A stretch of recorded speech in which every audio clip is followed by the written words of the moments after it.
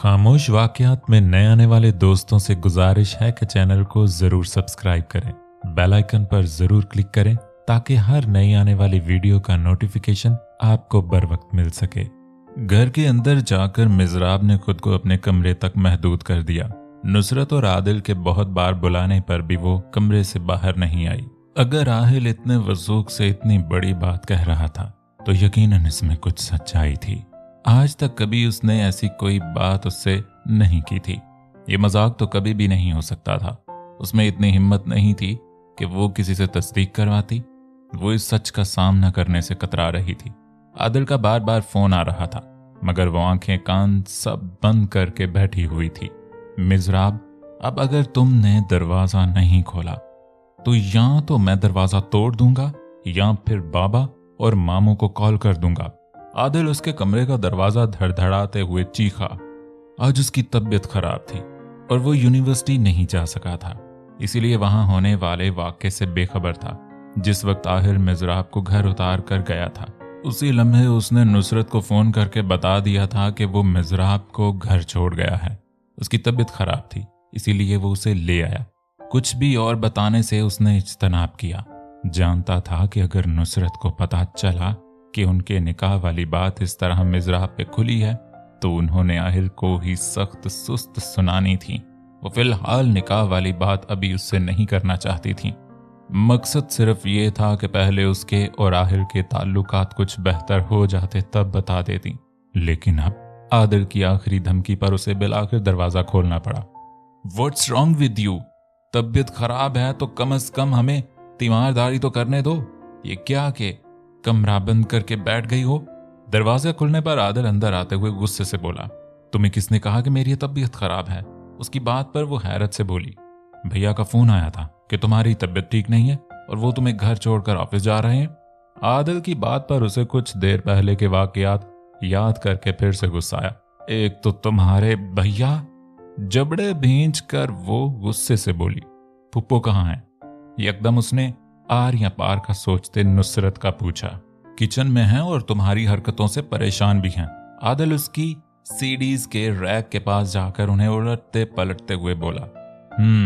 कुछ सोचकर वो बाहर की जानिब बढ़ी। नुसरत के पोर्शन में आकर वो किचन की जानिब बढ़ी। अस्सलाम वालेकुम फुप्पो, मोहब्बत से उन्हें पीछे से जाकर खुद से लगाते बोली। वालेकुम अस्सलाम, रहने दो ये मुंह दिखावे की मोहब्बतें। वो उसके हाथ परे करते हुए खफगी से बोली, कब से परेशान कर रखा है? नाराजगी जूं की तूं थी। बर्तन धोते वो उसे देखने से इज्तनाब कर रही थी, जिसका मतलब था कि सख्त खफा है। फुप्पो, आपसे कुछ पूछना है। वो नुसरत के रवैये पर ज्यादा गौर नहीं कर सकी। उंगलियां चटखाते सर झुकाए बोली, क्या बात है? परेशान हो? किसी ने कुछ कहा? उसके संजीदा लहजे पर उन्होंने बिलाकर उसकी जानिब देखा। परेशान सी लगी। जल्दी से नल बंद करके हाथ साफ किए। दिल घबरा गया। बहुत परेशान हूं। पलकें उठाई। आंखों में हलकोरे लेते आंसू नुसरत का दिल बेचैन कर गए। क्या हुआ मेरी जान? उसके कंधों पर हाथ रखा। क्या मेरी? और आंसुओं ने गले में फंस के बोलने में दिक्कत पैदा कर दी। कहो बेटा। उसे खामोश होता देखकर नुसरत ने बोलने पर उकसाया। क्या मेरा और आहिल का निकाह हो चुका है? भाई कहते कहते मुश्किल रुकी। अब जान चुकी थी तो भाई कहने जैसी गलती कैसे करती? तुम्हें किसने बताया? नुसरत बुरी तरह चौंकी। आहिल ने, कहते साथ ही फपक कर रोई। नुसरत ने सर पकड़ लिया। ये क्या कर दिया आहिल ने? दिल में सोचा, प्लीज पुप्पो सच सच बताएं, कुछ मत छुपाइएगा। उनके हाथ पकड़े उसने इसरार किया। देखो बेटा, वो उसे इस अंदाज में ये हकीकत नहीं बताना चाहती थी कि वो सबसे मुतनफ्फर हो जाए और उन्हें लग रहा था कि अब ऐसा ही होगा। प्लीज पुप्पो, जो भी सच है मैं सुनने को तैयार हूं। वो फिर से रुंधी हुई आवाज में बोली। बेटा, जब तुम 9 साल की और आहिल 14 साल का था तब हमने तुम दोनों का निकाह कर दिया था। ये सुनते ही मिजराब ने कुर्ब से आंखें बंद की। मैं नहीं चाहती थी कि मेरी फूलों सी बेटी को कल को किसी अनजान शख्स को दे दूं और ना ही जहांगीर ऐसा चाहता था। तुम तो तब इस रिश्ते की अहमियत को नहीं समझती थी, लेकिन आहिल समझदार था, जानता था कि ये रिश्ता क्या होता है। उसकी मर्जी से हमने ये सब किया। देखो बेटा, इस सब में कोई गलत मकसद नहीं था। उन्हें समझ नहीं आ रही थी वो किस अंदाज में उसे समझाती कि उसका दिल बुरा ना होता। उनकी तो मर्जी पूछ ली, और मेरी कोई हैसियत नहीं, मेरी मर्जी कहाँ गई? वो गुस्से से बोली, नहीं बेटे, ये प्लीज फुप्पो, मुझे कोई झूठी तसल्लियां मत दें। मुझे अफसोस हो रहा है, मैं समझती थी कि मेरे घर वाले पढ़े लिखे हैं, आम जहनियत के लोग नहीं हैं, मगर आप लोगों ने वही किया जो यहाँ के शायद 90% माँ बाप करते हैं। लड़की को भेड़ बकरी की तरह ट्रीट करते हैं। मेरी अपनी कोई मर्जी नहीं, कोई वैल्यू नहीं। वो दुख से बोली, और गलत भी नहीं था, अपनी जगह उसकी सोच बिल्कुल दुरुस्त थी। या अल्लाह, मैं तुम्हें कैसे समझाऊं? नुसरत बेबसी की इंतहा पर थी। कुछ मत समझाइए, सब समझ गई हूं। उनके हाथ अपने कंधे से झटकते वो गुस्से से किचन से बाहर निकल गई। क्या बकवास की है तुमने मिजराब के साथ? नुसरत ने उसके निकलते ही आहिल को फोन मिलाया, अपनी भड़ास उस पर निकाली। मैंने कुछ नहीं कहा, सिर्फ हकीकत उसे बताई है, और वो अब बच्ची नहीं कि इन बातों को समझ ना सके। आहिल पहले ही तैयार बैठा था, उसे उम्मीद थी कि वो घर जाकर नुसरत पर फुट पड़ेगी, और वही हुआ था। इस सब की नौबत क्यों आई? उन्होंने तफ्तीशी अंदाज में पूछा। वो मैं किसी को भी नहीं बता सकता, बस इस सब को ऐसा ही खुलना था, सो खुल गया। अब ये सोचे कि इसे कन्विंस कैसे करना है। वो उनकी तवज्जो दूसरी जानिब दिलाकर पहली बात को पोशीदा करते हुए बोला, वो नहीं चाहता था कि शहजाद और मिजराब से मुतालिक कोई भी बात घर के किसी बंदे तक पहुंचे। वो सब जो मिजराब पर अंधा एतमाद करते हैं, वो लम्हा भर में चकनाचूर हो जाएगा। वो तो ये सब हजम कर गया था, क्योंकि वो इस हकीकत को अच्छे से समझता था कि मिजराब उनके निकाह से बेखबर थी, और बेखबरी में इतना मार्जिन देना तो बनता था, मगर वो ये सब घर वालों को नहीं समझा सकता था। तो बेटा एक काम करो ना, जितनी आसानी से उसे ये सब बता दिया, इसी तरह रुखसती भी करवा लो। वो तंजिया लहजे में बोली, प्लीज मामा, अब आप तो ये सब ना करें। वो उनकी बात पर झंझलाया। एक तो बीवी ऐंठ रही थी, ऊपर से मां भी हरी झंडी दिखा रही थी। बेचारा मर्द, वो सोच कर रह गया, मेरी तो कुछ समझ में नहीं आ रहा। वो तो इस कदर बुरा रिएक्शन देकर गई है, तुम्हारे बाबा और जहांगीर ही सब समझाएंगे। वो वाकई बुरी तरह परेशान थी। चलें देखते हैं वो उन्हें क्या तसल्ली देता। अभी तो खुद को आने वाले दिनों के लिए तैयार कर रहा था। रात तक ये बात सबके इल्म में आ चुकी थी कि मिजराब इस निकाह से वाकिफ हो चुकी है। अगर कोई और इस बात पर हैरान था तो वो मिजराब के अलावा आदिल था, मगर वो मिजराब की निस्बत बेहद खुश था। मिजराब ने सबका बायकॉट कर रखा था। सारा दिन वो अपने कमरे से बाहर नहीं आई। मामले की गंभीरता को देखते हुए जहांगीर ने बाकी सबको उसे छेड़ने से मना किया। उन्होंने उससे खुद बात करने का फैसला किया। रात में खाना खा चुकने के बाद वो उसके कमरे की जानिब बढ़े। मिजराब रात के खाने पर भी बाहर नहीं आई। उसका खाना उसके कमरे में पहुंचा दिया गया। कुछ देर पहले ही शहजाद से बात करके फारिग हुई थी। वो उसे इस रिश्ते के खिलाफ अच्छी तरह भड़का चुका था। इस वक्त वो बहुत ही दिल गिरफ्तार थी। दरवाजे पर नॉक की आवाज आई। कम इन। जवाब मिलते ही जहांगीर अंदर दाखिल हुए। बाबा जानी। मिजराब उन्हें देखकर चौंक गई। कैसी है हमारी बेटी? वो मुस्कुराहट चेहरे पर सजाए उसे देखते हुए दरवाजा बंद करके उसके बेड की जानिब बढ़े, जहां वो टांगे फोल्ड किए सीने से लगाए परेशान हाल बैठी थी। बिल्कुल भी नहीं ठीक। वो सर नफी में हिलाते टूटे हुए लहजे में बोली। जहांगीर के दिल को कुछ हुआ। मुंतहा की वफात के बाद ये पहला मौका था जब वो यूं सबसे खफा हुई थी। किसी एक से हो जाती थी, मगर यूं खफा होकर कमरे में कैद कभी भी नहीं हुई थी। वो खामोशी से उसके बेड पर बैठे। बेटे, बहुत से फैसले वक्त और हालात के हिसाब से करने पड़ते हैं। उन्होंने तमहीद बांधी। बाबा जानी, ऐसे क्या हालात आ गए थे? सिर्फ 9 साल की थी मैं। वो इस बात को तो मुंह पर ही नहीं ला रही थी कि उसे बताया क्यों नहीं गया। अभी तक वो यही दोहरा रही थी कि ये निकाह क्यों हुआ। मेरा ख्याल है कि तुम्हारी पुप्पो तुम्हें बता चुकी हैं। मैं और तुम्हें कभी दूर नहीं जाने देना चाहते थे, और वैसे भी घर की ही तो बात थी। इसीलिए आपने सोचा इसकी मर्जी को क्या करना है। ये बेटी है, और बेटियों की मर्जी कब कोई पूछता है। उनकी बात काटकर वो तल्ख लहजे में बोली। मिजराब। वो बेख्तियार उसे टोक गए। हाँ ना, गलत किया है। इसमें मुझे हर तरह की आजादी देने के बाद मेरी जिंदगी का इतना अहम फैसला आप लोगों ने अपनी मर्जी से किया। आप में और एक अनपढ़ माँ बाप में क्या फर्क रह गया? उसके लहजे में ये हठधर्मी और गुस्ताखी पहले कभी नहीं आई थी। अच्छा होता अनपढ़ माँ बाप की तरह तुम पर पाबंदियां लगाते तो फिर लहजे में ये कड़वाहट ना होती। वो पुरतासुफ नजरों से उसे देखकर बोले, मैं ये निकाह बहुत पहले करना चाहता था, मगर नुसरत और जहांगीर ने मुझे रोक दिया। उन्होंने कहा कि पहले आप ये तसल्ली कर लेना कि आहिल मिज़राब के लिए पूरी तरह से काबिल है कि नहीं, और 14 साल की उम्र में बच्चे के तौर तरीकों का काफ़ी हद तक अंदाज़ा हो जाता है। आहिल मुझे शुरू से बेहद अजीज था। उसकी दुरुस्त रोश देखकर मैंने ये फैसला किया। क्या हमारा फैसला इतना गलत है? क्या आहिल इतनी गलत चॉइस है? कौन सी ऐसी बात है कि तुम इस रिश्ते पर यूं रिएक्ट कर रही हो? आखिर उन्होंने उससे दो टोक बात की।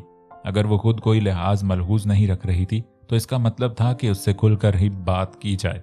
बहुत से खदशे उनके जहन में सर उठा रहे थे और वो दुआ गो थे कि ये खदशे महज खदशे ही साबित हों। मैंने ये नहीं कहा कि वो बुरे हैं या कोई गलत इंसान है। जहांगीर के दो टोक अंदाज पर वो घबरा कर बोली, अब ऐसी कौन सी खामी आहिल की निकालती, क्योंकि वो वाकई इन लड़कों में से था जिनमें ढूंढने से भी कोई खामी नजर ना आए। क्या ये बहुत नहीं था कि अब तक उसने ये बात छुपाई हुई थी कि ये सब हकीकत खुलने की नौबत क्यों और किस वजह से पड़ी? क्योंकि किसी के भी अंदाज से ये नहीं लग रहा था कि वो शहजाद वाले वाकिफ से वाकिफ हैं, वरना सबके अंदाज यकीनन बदले होते। तो फिर उन्होंने गहरी निगाहों से उसे देखा, जैसे बहुत कुछ जान चुके हों। जरूरी है कि आपकी सही चॉइस मुझे भी सही लगे। वैसे भी वो हर वक्त मुझे डांटते रहते हैं। वो अच्छे सही मगर मेरे मामले में इंतहाई खुश्क इंसान है। गुस्सीले शौहर ही साबित होंगे। उन्हें मेरी हर बात से एतराज होता है। ये उनकी आदत है और आदतें कभी नहीं बदलती। उसने अपनी तरफ से बड़ी मजबूत दलील पेश की, मगर उसकी बात के पहले अल्फाज जहांगीर को चौंका गए। वो अभी तुम्हें सिर्फ एक कजन की तरह ट्रीट करता है और मुझे इसका ये अंदाज पसंद है, जहां हम सब ने तुम्हें ढील दे रखी है। कोई तो है जो तुम्हें टोकने वाला है। वैसे भी ये उसका केयरिंग अंदाज है। वो हर सूदो गर्म से तुम्हें बचाना चाहता है और इससे ज्यादा मोहब्बत की कोई और दलील नहीं कि उसने अब तक अपने और तुम्हारे ताल्लुक को जानने के बाद तुम्हें उसकी हवा तक नहीं लगने दी। उनकी ठोस दलील के आगे उसे अपनी बातें बेतुकी ही लगी। वो सख्त गिर कहीं से नहीं है। हाँ, वो मामलात को बहुत जिम्मेदारी से देखता है और हर बाप अपने दामाद में यही एक बात देखने का ख्वाहिशमंद होता है कि वो उसकी बेटी को दुनिया की मुसीबतों से बचाने की कितनी अहलियत रखता है या लापरवाही का मुजाहरा करता है। आहिल ने हर लम्हा खुद को मनवाया है। उसका फ्यूचर ब्राइट है। हमारे कारोबार को उसने कहां से कहां तक पहुंचा दिया है। इससे ज्यादा और तुम्हें क्या चाहिए? वो अचंभे से उसे देख रहे थे। वो सब बातें जो कभी कोई बाप अपनी बेटी से नहीं करता, उसकी हमाकतों के सबब उन्हें करना पड़ रही थी। फिर भी मैं यही कहूंगी, वो मेरी चॉइस नहीं है। वो बेलचक लहजे में बोली, मिज़राब में ये सोचना भी नहीं चाहता कि मेरी बेटी हमारी नरमी का नाजायज फायदा उठाकर किसी गैर को जाने पहचाने बिना अपनी जिंदगी में शामिल कर चुकी है। कटीली निगाह उस पर डालते वो ये सब अल्फाज बमुश्किल अपनी जुबान पर लाए। मिज़राब ने नजरें चुराई। जहांगीर उसकी हरकत पर शदीद तकलीफ से दो चार हुए। बाबा जानी, मुझे इस निकाह का इल्म नहीं था, और अगर होता भी तब भी आहिल मेरी चॉइस नहीं हो सकते। मैं किसी और से शादी कर लूंगी, उनसे नहीं। अटक अटक कर कहते भी वो शहजाद का नाम नहीं ले पाई। नाम बताओ। उन्हें लगा उनकी आवाज किसी गहरी खाई से आई हो। ऐसी हरकत करने पर बेटियां माँ बाप को गहरी खाई में ही फेंक देती हैं। पसंद करना और हठधर्मी का मुजाहरा करने में जमीन आसमान का फर्क होता है, और मिज़राब इस वक्त सिर्फ हठधर्मी का मुजाहरा कर रही थी। शहजाद मेरा क्लास फेलो है बाबा जानी, ये कोई तूफानी इश्क नहीं है, मगर वो अच्छा इंसान है, बस इसीलिए। उसे समझ ना आई बाप के सामने ये सब कहे। जो भी था, वो कभी इतनी बेबाक नहीं रही थी, लेकिन उसकी जिद उसे हर अच्छी आदत को तर्क करने का कह रही थी, और वो कर रही थी। कितना जानती हो उसे? 4 माह, 6 माह, 2 साल, 10 साल? वो दुख से बोले, बाबा जानी, जरूरी नहीं कि किसी अच्छे इंसान को सालों से ही जाना जाए। जो अच्छा होता है उसका लम्हों में पता चल जाता है। जहांगीर उसके बेधड़क बल्कि किसी हद तक बेशर्म अंदाज पर उसे दुख से देखने लगे। ये उनकी मिज़राब तो नहीं थी। वो कभी उनसे इस अंदाज में नहीं बोली थी, कभी यूं बहस नहीं की थी। और जब बच्चे माँ बाप के सामने तन कर खड़े हो जाएं तो उसके पीछे कोई ना कोई भड़काने वाला जरूर होता है। वो बगैर देखे शहजाद को परख चुके थे। इस वक्त मेरे पास कुछ और कहने को नहीं है। वो वाकई बेहद दिल गिरफ्ता हुए थे। मजीद कुछ भी कहने और सुने बिना वो उसके कमरे से जा चुके थे। मिज़राब कोशिश के बावजूद उन्हें रोक ना पाई। अगले दिन जहांगीर झुके सर और गर्दन समेत बहन को अपनी बेटी की कोताही बता चुके थे। मुझे माफ कर दें आपा, शायद मेरी ही बेटी इस काबिल नहीं थी कि आहिल जैसे बंदे की जिंदगी का हिस्सा बनती। वो नहीं आवाज में बोले। एक ही दिन में वो बरसों के बीमार लग रहे थे।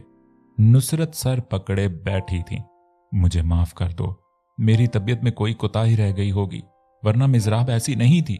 उन्हें आहिल की बातें याद आईं। वाकई अपने माँ के अलावा तरबियत हर कोई नहीं कर सकता। अगर ऐसा होता तो माँ का दर्जा इतना बुलंद ना होता और किसी की भी औलाद की तरबियत कोई भी दूसरी औरत बासानी कर देती। नहीं आपा, ऐसा मत कहें। मैं जानता हूं कि आपने उसकी तरबियत में कोई कसर नहीं छोड़ी, मगर शायद उसे ये सब रास नहीं आया। वो कहते भी तो क्या, मुंतहा के बाद नुसरत के सर छोड़कर वो जैसे अपनी हर जिम्मेदारी से पीछे हट गए थे। इस सब में उन्हें अब अपना कसूर भी नजर आ रहा था। औलाद की हर बात मान लेना ही उनसे मोहब्बत नहीं है, बल्कि उनकी शख्सियत को निखारना असल मोहब्बत है। और जिस तरह कुंदन को निखारने के लिए बहुत बार कोयले की भट्टी से गुजारना पड़ता है, इसी तरह औलाद की अच्छी तरबियत करते वक्त बहुत बार माँ बाप को सख्ती से भी काम लेना पड़ता है। इससे पहले कि औलाद जमाने की ठोकर खाकर सुधरे, बेहतर होता है कि माँ बाप ही औलाद को पालते पोसते कभी कभी उन्हें सख्तियों से गुजारे। ये बात जहांगीर को बल्कि सभी को बहुत देर से समझ आई थी और आहिस्ता आहिस्ता ये बात सबको पता चल गई कि मिज़राब किसके लिए आहिल को रिजेक्ट कर रही है। आहिल को जैसे ही इस सब की खबर हुई वो मिज़राब के सर पर जा पहुंचा। शाम का वक्त था। वो मुतमईन सी अपने पोर्शन के लॉन चेयर्स पर बैठी चाय से लुत्फानंदोज हो रही थी और साथ साथ शहजाद के साथ मोबाइल पर चैटिंग चल रही थी। वो उसकी सोचने समझने की सलाहियतों पर पूरी तरह काबिज हो चुका था। मैंने बाबा जानी से बात कर ली है। मुझे उम्मीद है वो कुछ दिन नाराज रहेंगे, फिर हमारे लिए मान जाएंगे। आखिर में उनकी इकलौती बेटी हूं। वो बेहसी की इंतहाओं को छू रही थी। इस कदर बेहिसी डर आई थी कि रात से कमरे में बंद जहांगीर की उसे कोई परवाह नहीं थी। वो शहजाद के साथ अपने मुस्तकबिल के ताने बाने बुनने में लगी हुई थी। ग्रेट यार, वो तुम्हारे सो कॉल्ड शोहर के क्या हालात हैं? वो तो कोई फड्डा नहीं करेगा। शहजाद के रिप्लाई पर इस्तेज़ाया मुस्कुराहट उसके चेहरे पर आकर मादूम हुई। अभी वो जवाब लिखने में मगन थी कि आहिल उसके सर पर आ पहुंचा। क्या बकवास की है आपने मामू से? उसने चौंक कर सर उठाया। अपने करीब खड़े आहिल को देखकर बुरा सा मुंह बनाया। वो मेरा और मेरे बाबा का मामला है, आप कौन होते हैं कुछ कहने वाले? उसका लहजा आहिल को बड़ी मुश्किल से उसके मुंह पर एक थप्पड़ रसीद करने से रोक रहा था। जब तक आप मेरे निकाह में हो, आपका और मेरा मामला अलग अलग नहीं है। इसके करीब झुकते हुए वो एक एक लफ्ज पर जोर देकर बोला। उसने घबराकर चेहरा थोड़ा सा पीछे किया। ऐसे निकाह को मैं नहीं मानती जिसमें मेरी मर्जी शामिल नहीं। लहजा मतवाजन करते वो फिर से उसी लहजे में बोली। क्या करोगी? कोर्ट जाओगी? खुला का केस दायर करोगी? उसके सामने रखी कुर्सी को उसके करीब करके उस पर बैठते आगे को झुककर तंजिया नजर उस पर गाड़ी। ऐसे बोला जैसे उसकी सोच तक रसाई हासिल कर ली हो। Okay, go ahead. जिस शख्स के कहने पर आप अपनी और हम सब की जिंदगी को खराब करने का मिशन लिए हुए हो, उसको कहो कि आपके बारे में हर सच्चाई अपने माँ बाप को बताकर सीधे रास्ते से रिश्ता भेजे। जिस दिन वो अपने माँ बाप की मर्जी से रिश्ता ले आया, मैं उसी दिन आपको आपकी मर्जी का फैसला सुना दूंगा। ये मेरा आपसे प्रॉमिस है। यहां सबको भी मैं खुद हैंडल कर लूंगा। और अगर वो ये सब ना कर सका तो पूरे 15 दिन बाद आपको मेरी बीवी की हैसियत से यहां से मेरे कमरे में रुखसत होना पड़ेगा। 15 दिन का टाइम है। इससे ज्यादा मैं यहां इस घर के किसी बंदे को आपके लिए कन्विंस नहीं कर सकता। आहिल की बात पर वो हक दक बस उसकी शक्ल देख रही थी। उसके वहमो गुमान में भी नहीं था कि वो उससे दस्तबरदारी की बात भी कर सकता है। वो तो यही सोचे बैठी थी कि वो शहजाद वाली बात पर भड़केगा और उसे कभी ना छोड़ने की बातें करेगा, बदला लेने का कहेगा, और वो फिर सबके सामने उसकी सिफाकी बयान करेगी। मगर ये क्या वो इतना ही अच्छा है कि उसका जहन मुंतशिर हो चुका था। क्या हुआ? आपको पता है मामू इस सब के बाद किस कदर गुस्से में है? वो तो आज रात आपकी रुखसती करने पर मुसर थे, मगर मैंने ही उन्हें रोका और ये 15 दिन का टाइम भी मांगा। इससे ज्यादा मैं आपको फेवर नहीं दे सकता। आप शहजाद से बात करो और मुझे जल्द ही जवाब दो ताकि मैं यहां सबको मना सकूं। उसे खामोश देखकर वो फिर से बोला। वो अनजान थी कि जहांगीर क्या फैसला किए बैठे हैं। आहिल की जुबानी सुनकर वो सकते में चली गई। तो फिर आप बात करोगी उससे? वो इतना इसरार क्यों कर रहा था अपनी ही बीवी के लिए? मिजराब ने उसे फिर से काली काली निगाहों समेत देखा, हौले से सर असबात में हिलाया। गुड। उसके गोद में रखे हाथों को थपथपाकर कुर्सी धकेलकर उठा और मतवाजन चाल चलता चला गया। उसकी वजीह शख्सियत की तो वो हमेशा से कायल रही थी, मगर इस लम्हे न जाने क्यों वो पहले से ज्यादा खूबसूरत लगा। नर्म से तासरात समेत जब वो उसे देख रहा था, मिजराब के दिल को कुछ हुआ। क्या कोई अपनी बीवी के लिए ये सब कर सकता है? खुद से सवाल किया, मगर कोई जवाब न मिला। गहरे सन्नाटे छा गए। अगले दिन यूनिवर्सिटी में फ्री पीरियड के वक्त उसने शहजाद से वो सब कहने का सोचा जो आहिल उसे कह गया था। कल आहिल मेरे पास आए थे। वो कह रहे थे कि वो मुझे छोड़ देंगे, मगर तब जब तुम अपने पेरेंट्स की मर्जी से मेरे घर मेरा रिश्ता लेकर आओ, और इस सब के लिए हमारे पास सिर्फ 15 दिन है। उसकी बात पर शहजाद जो बहुत खुश हो रहा था यकदम मुश्ताल हुआ। ये क्या बकवास है? ऐसा कैसे हो सकता है? शहजाद की बात पर उसके चेहरे पर एक साया लहराया। क्या मतलब? क्या तुम मुझसे शादी के ख्वाहिशमंद नहीं? वो बेयकीनी से उसे देख रही थी। नहीं, मेरा मतलब ये नहीं है, लेकिन 15 दिन में अपने पेरेंट्स को नहीं मना सकता, वो हकला कर बोला। जब आहिल मेरे घर वालों को मेरे लिए इतने दिनों में कन्विंस कर सकते हैं तो तुम्हारे पेरेंट्स क्यों नहीं? अब की बार मिजराब गुस्से से बोली। तुम कोई कंवारी लड़की नहीं हो कि मैं अपने माँ बाप को कहूं कि फिलहाल लड़की के लिए रिश्ता ले जाएं तो वो मान जाएंगे। तुम्हारा निकाह हो चुका है और तुम तलाक याफ्ता होगी। खुद सोचो, एक तलाक याफ्ता की हमारे माशरे में क्या हैसियत होती है? शहजाद की बातों पर उसे लगा उसके दिमाग में धमाके हो रहे हैं। तुम मिजराब से बोला ना जा सका। देखो, ये कोई फिल्म या कहानी नहीं है, हकीकत है, और इसमें हमें हकीकत पसंद बनकर ही सोचना होगा। अब बेशक तुम्हारी रुखसी नहीं हुई, लेकिन तुम दोनों एक लंबे अरसे से एक दूसरे के साथ रह रहे हो।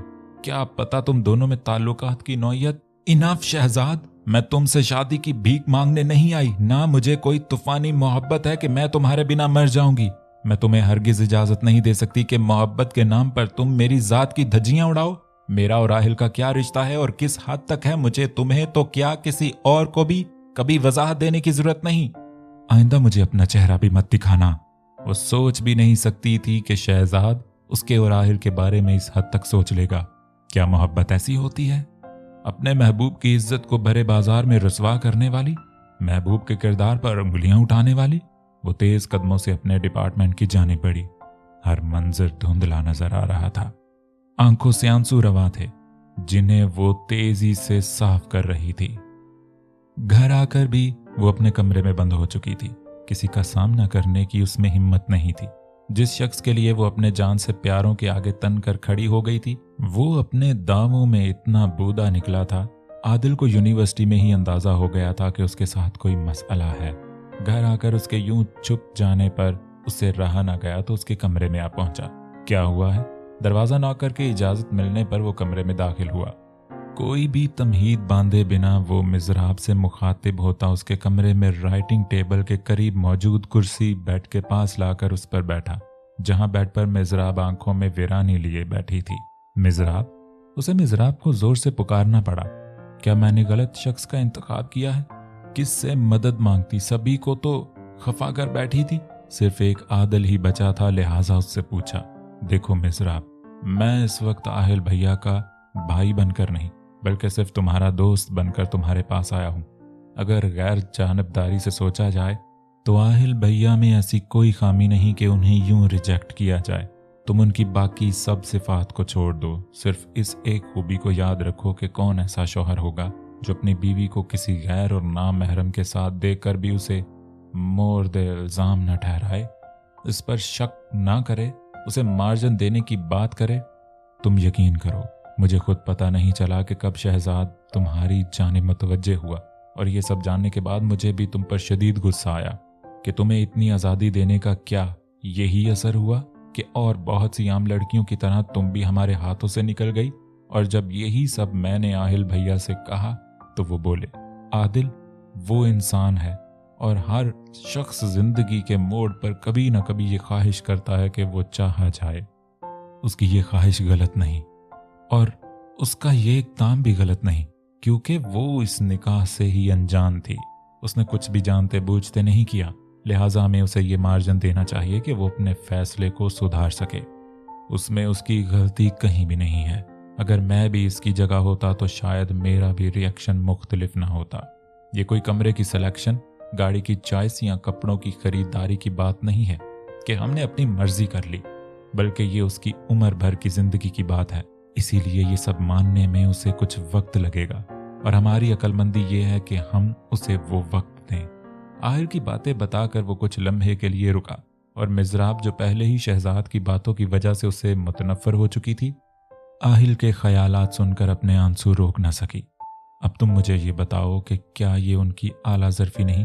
क्या वो उसे तुम्हारी गलती नहीं मान रहे? जबकि मेरे नज़दीक अगर तुम्हारा निकाह ना भी होता तब भी तुम्हें यूं किसी को पसंद करके हट धर्मी का इख्तियार हासिल नहीं होना चाहिए था। हमारे माँ बाप ने हमें ये तरबियत नहीं दी। वो फिर से खामोश हुआ, उसके आंसू साफ किए। और अब तुम्हारी पसंद पर बात करते हैं। क्या शहजाद ने आहिल भैया की तरह आला ज़र्फ़ी का मुज़ाहरा किया है? क्या अगर भैया तुम्हें तलाक दे दें तो वो तुम्हें कबूल कर लेगा? आदिल कुछ और भी कहता कि मिज़रा फूट फूट कर रोती और सुबह की अपनी और शहजाद की गुफ्तगू से मनोअन सुनाई। अब तुम खुद सोचो कि कौन सी चॉइस बेहतरीन है, तुम्हारी या हमारे बड़ों की? मिज़राब, हम बच्चे सिर्फ वही देखते हैं जो हमें सामने नजर आ रहा होता है, लेकिन हमारे माँ बाप अपनी जिंदगी और तजर्बों के बायस वो सब भी देख लेते हैं जो हमें बहुत देर बाद समझ आता है। अब अगर हम किसी भी टीन एज के बच्चों की फीलिंग्स और उनकी उम्र के तकाज़ों को समझने की अहलियत रखते हैं तो ये सब इसीलिए होगा कि हम उस दौर से गुजर आए हैं।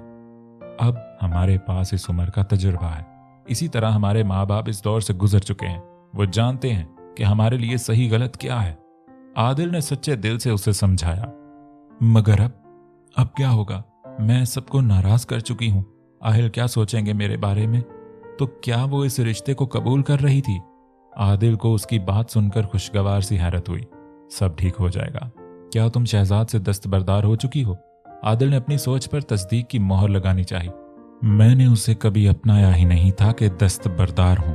वैसे भी मैंने कौन सा उससे इश्क व मोहब्बत के राग अलापे थे।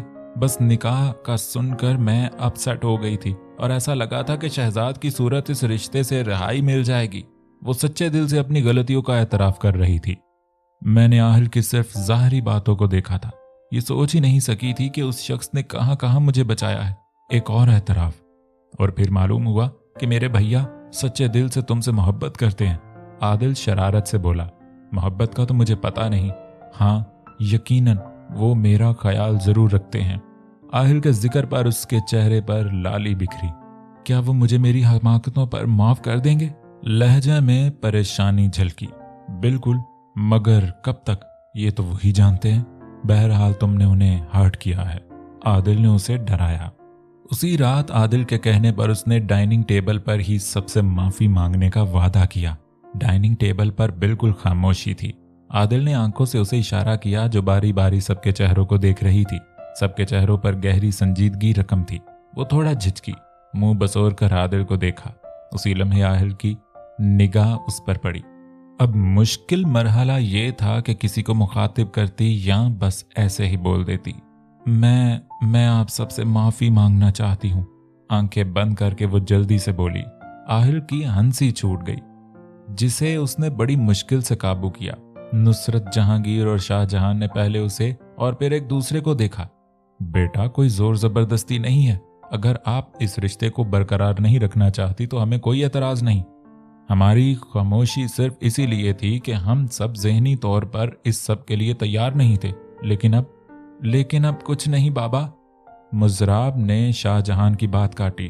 वो शुरू से आदिल और आहिल की तरह उन्हें भी बाबा कहती थी। मुझे समझ आ गई है कि मैं गलत थी। बड़े हमेशा अपने बच्चों की बेहतरी के लिए फैसले करते हैं और हम बच्चे सिर्फ अपने मुफाद का सोचते हैं। और ये सब सोचते ये तक भूल जाते हैं कि हमारी वक्ती खुशी हासिल करने के ये फैसले हमें उम्र भर तकलीफ से दो चार करेंगे। मुझे कुछ दिन में ही सही मगर ये समझ आ चुका है कि आप सब ने मेरे लिए बेहतरीन शख्स का इंतखाब किया है, और जिसे मैं हीरा समझती थी वो पत्थर के सौदा कुछ नहीं था। ऐसा पत्थर जो रास्ते में लोगों को सिवाय ठोकर और तकलीफ देने के सिवा कुछ नहीं। मैंने आप सबसे बहुत बदतमीजी की और इसके लिए मैं कभी खुद को माफ नहीं करूंगी। प्लीज आप सब मुझे माफ कर दें। पुप्पो, वैसे ही मुझे समेट लें जैसे मेरे छोटे होते मेरी गलतियों पर आप मुझे अपनी आगोश में समेट कर कहती थी, कोई बात नहीं, दोबारा ऐसे नहीं करना। नुसरत के साथ बैठी उनके हाथ पकड़े वो फूट फूट कर रो पड़ी। सबकी आंखें नम हो गई। वो सबको थी ही इतनी प्यारी। ना मेरी जान, ऐसे नहीं करते। नुसरत उसे क्या चुप करवाती, उनके अपने आंसू थमने को तैयार न थे। और यूं 15 दिन बाद मिज़राब दुल्हन बनी हकीकत में आहिल के कमरे में मौजूद थी। जहांगीर इस वाक़े के बाद इस कदर खौफजदा हो चुके थे कि उन्हीं की ईमा पर 15 दिन बाद मिज़राब की रुखसती करवा दी गई। हालांकि शाहजहां ने कहा भी कि उसकी पढ़ाई मुकम्मल होने तक हम इंतज़ार कर लेते हैं, लेकिन जहांगीर मिसर थे कि रुखसती करवा लें। नुसरत तो वैसे ही कब से ये चाहती थी, बाकी सब भी खुश थे। सबने मिज़राब को मुआफ़ भी किया और इससे बातचीत का सिलसिला भी वैसे ही शुरू कर दिया सिवाय आहिल के।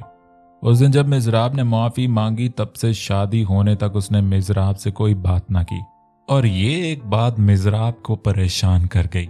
उस दिन तो वो इतनी आला ज़र्फ़ी का मुजाहरा कर गया था और अब वो तंगदिल आम शौहर बन गया है।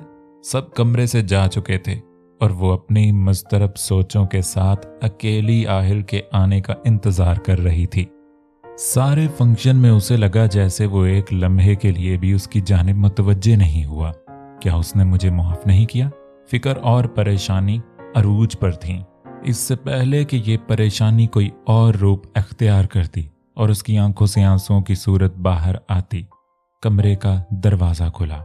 बेड पर पिस्ते रंग के खूबसूरत लहंगे में मलबूस वो गोल्डन नेट के दुपट्टे का घूंघट निकाले आहिल के होश उड़ा रही थी। कुछ देर तो वो कमरे में खड़ा उसकी मौजूदगी का यकीन करता रहा।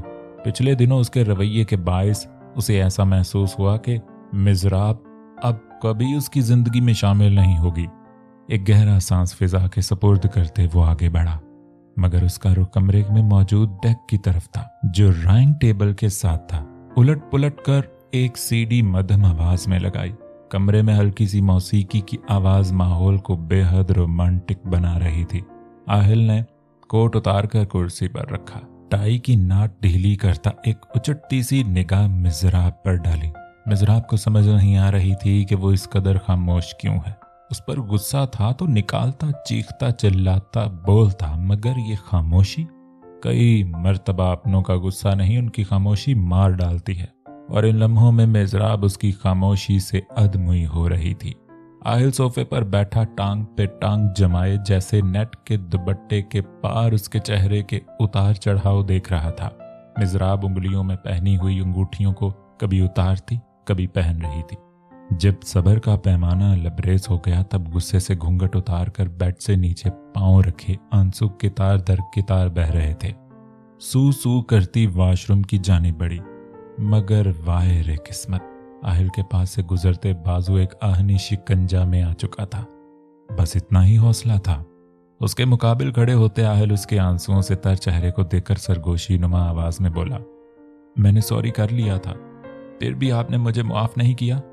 गुस्सा है तो निकाले, मुझ पर डांटे, मारे, लेकिन ये खामोशी की मार ना मारे। कब आहिल उसके दिल के इतना नजदीक आया उसे पता भी नहीं चला। हाँ, मगर इन 15 दिनों में जो एक काम उसने शदो मत से किया था वो आहिल को सोचने का था। बचपन से अब तक उसकी हर डांट याद की। अब गैर जानिबदारी से सोचा तो उसकी डांट में छुपी मोहब्बत याद आई। मगर ये क्या, अब जब वो उसकी दस्तरस्त में थी तो वो उससे इज्तनाब बरत रहा था। आपके ख्याल में दीदा दिल फर्श राह किए बैठा होगा कि मेरी बीवी आएगी और मैं हर पिछली बात, हत्ता कि उसकी पिछली मोहब्बत तक बुलाकर उसे अपना लूंगा। उसके आंसू आहिल को बेचैन कर रहे थे, मगर वो सख्त दिल बना खामोशी से देखता रहा। मैंने किसी से कोई मोहब्बत नहीं की थी, हमाकत थी, एक रद्द अमल था और कुछ नहीं। वो भारी आवाज में चिल्ला कर बोली, अगर सारी जिंदगी इसी बात का ताना देना था तो फिर रुखसती क्यों करवाई? नाराज नजरों ने आहिल के दिल तक को छू लिया। हौले से मुस्कुराया। एतराफ सुनना था। उसकी बात पर वो आंखों में हैरत समोए उसे देखती रही। मेरी मनकुहा किसी की मोहब्बत का एतराफ तो धड़ल्ले से करे, चाहे वो मोहब्बत वक्ती हो, मगर मेरी मोहब्बत को मुझसे छुपा कर रखे, ये तो नाइंसाफी हुई ना। मुस्कुराहट दबाए उसकी आंखों में झांका। मैं ये भी जानता हूं कि जिस दिन आपने माफी मांगी उस दिन भी मेरी मोहब्बत इन आंखों में झिलमिलाई थी। उसकी आंखों को गौर से देखते आहिस्ता से उसे खुद से लगाया। इनफैक्ट शहजाद से बात करने पर मैंने आपको इसीलिए उकसाया था कि मैं जानता था कि वो लड़का मोहब्बत के मामले में कमजोर है। वो सिर्फ सारी शख्सियत पर फिदा है। इस एटम बम को अंदर से वो नहीं जानता। उसकी आखिरी बात पर मिजराब गुस्से से तिल मिलाई। और वैसे भी हकीकत पसंद होना हर एक के बस की बात नहीं थी। आपकी पहली गलती थी, इसीलिए मैंने मार्जिन दिया और आपको छोड़ने वाला फैसला जो मैं कभी मरकर भी नहीं कर सकता था और जिसे मैं किसी कीमत पर अपनी जुबान पर भी नहीं ला सकता, सिर्फ आपको दुनिया की असल शक्ल दिखाने के लिए कहा। आहिल की बात पर फिर से आंखों से आंसू बरसे, जिन्हें अब की बार आहिल की पोरों ने बहुत मोहब्बत से चुना। बच्चे कभी भी अच्छे बुरे नहीं होते। माँ बाप की तरबियत उन्हें अच्छा बुरा बनाती है और फिर जो बुरे होते हैं वो ताउमर लोगों की जिंदगियां अजीरन करते हैं। मेरी कभी भी आपसे कोई पुरखाश नहीं रही, ना मैं कभी आपसे जेलस हुआ। अपनी मोहब्बत से भी भला कोई जेलस होता है? आप तो मेरा हिस्सा थी, तो आपसे। आहिल रुका और मिजराब की धड़कनें भी। मोहब्बत को महबूब की नजरों में देखने का मंजर बहुत जानलेवा होता है और मिजराब इस मंजर को देख रही थी। मैं चाहता था मेरी मिजराब में कभी कोई कमी ना रहे। हर दिल में आपके लिए मोहब्बत और एहतराम हो। पता है, बाप के बगैर बच्चे पल ही जाते हैं और माँ के बगैर बच्चे रुल जाते हैं। मैं नहीं चाहता था कि कोई ये कहे कि मुंतहा नहीं है, ना इसीलिए ये ऐसी होगी। जब हम इतने प्यार करने वाले आपके इर्द गिर्द थे तो कोई आपको ऐसा क्यों कहे? जहां मुझे जहांगीर मामू और मामा की खामियां नजर आईं, वहां मैंने खुद आगे बढ़कर आपको गलत सिमत जाने से रोका। मिजराब, मोहब्बत सिर्फ दो मीठे बोल बोलने का नाम नहीं है, बल्कि असल मोहब्बत वो है जो आपकी सिमतों को ठीक करे, जो हर लम्हा आई लव यू न कहे, बल्कि हर लम्हा आपके एहसासात का ख्याल रखे, आपको मोहब्बत में गलत रास्तों के तयन से रोके। अगर फिर भी आपको मेरी मोहब्बत में कमी नजर आ रही है तो मैं इससे पहले कि आहिल उसे आई लव यू कहता, मिजराब ने उसके मुंह पर हाथ रखकर उसे कुछ भी बोलने से रोक दिया। मुझे आपकी मोहब्बत लफ्जों के रूप में नहीं चाहिए, अमल के रूप में चाहिए। और आज मुझे आपकी मोहब्बत पर यकीन आ गया है। मुझे लफ्जों के गिरदाब में मत धकेले। मैं जान गई हूं ऐसी मोहब्बतें सिर्फ वक्ती होती हैं। मुझे आपसे वैसी ही मोहब्बत चाहिए जैसी आप हमेशा करते आए हैं। इस डगर को मत बदलिएगा। उसके कंधे पर सर रखे तशक्कुर के आंसू बहाती मिजराब को आहिल ने मोहब्बत से समेट लिया। आंखों में तेरी खोने की, तेरे करीब होने की होने लगी आदत मुझे तुझ पे फिदा होने की। कमरे में गूंजने वाले गाने के इन अल्फाज पर मिजराब हौले से मुस्कुराई। लोग नशे के आदी होते हैं और आपने मुझे अपनी आदत का ऐसा नशा लगाया है कि मेरी सारी जिंदगी अब इस नशे से बाहर नहीं आना चाहती। इससे ज्यादा